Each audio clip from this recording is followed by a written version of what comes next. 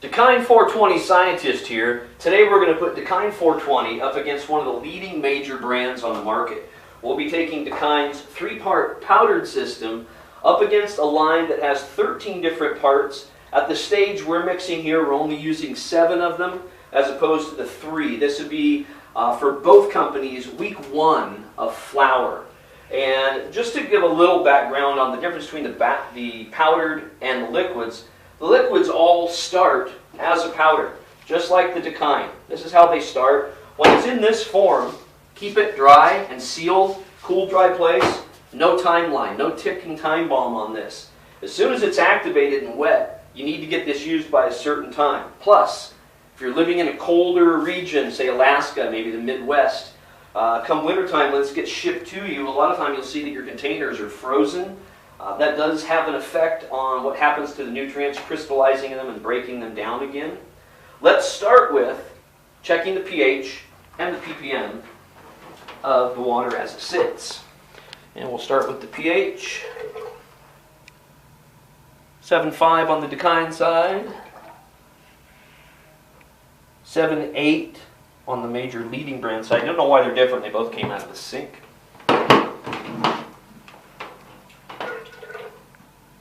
Oops, let's go to ppms. 60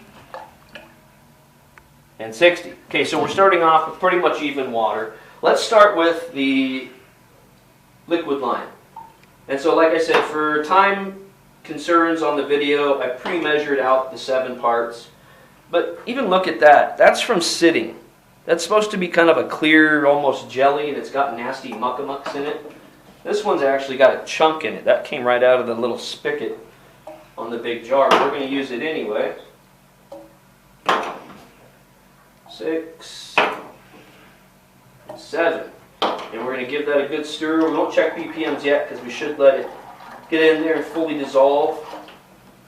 Now with the Dakine, the 3 powders, I've already measured those out also. And what I like to do with them is put each one into its own jar of water and break them down separately before we put them into the reservoir. A couple simple shakes. You notice the nice blue color of the bloom. It's from the minerals that are in there. We don't use any fillers or dyes. It's just how it comes out of the ground. Nice powdery form, dissolves up real quick. We just pour that right into the reservoir. You can do this with any size reservoir. You just adjust the amount of product that you're putting in your jar. If you're getting into some bigger reservoirs, you probably want a quart-size jar, not these little pints or half pints. Again, that was base, or the other one was bloom. This is base right here.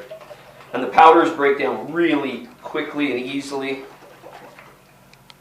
See, almost dissolved already. Let's put those in our reservoir. And the grow as well. The grow will be the one that takes the longest to break down, but that's simply because of the size of the pellets it comes in.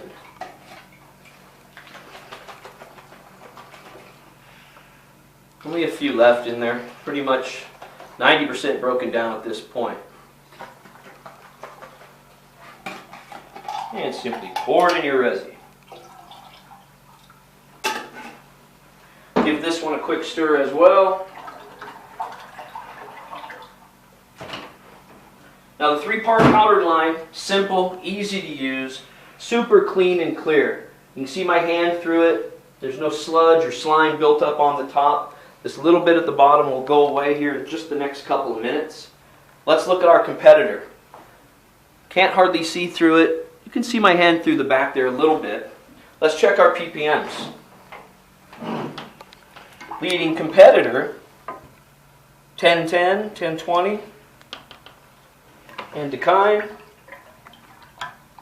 about 1,000 less. A little hard to gauge on these fish bowls. Hopefully with your reservoir you'll have a little easier time. And we'll do the pH. The Dakine is designed to bring you down into a healthy pH range for your plants.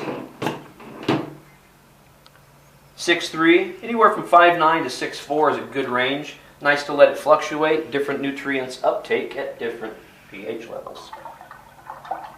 Leading brand also pH'd at 6.3, so that's good from both brands.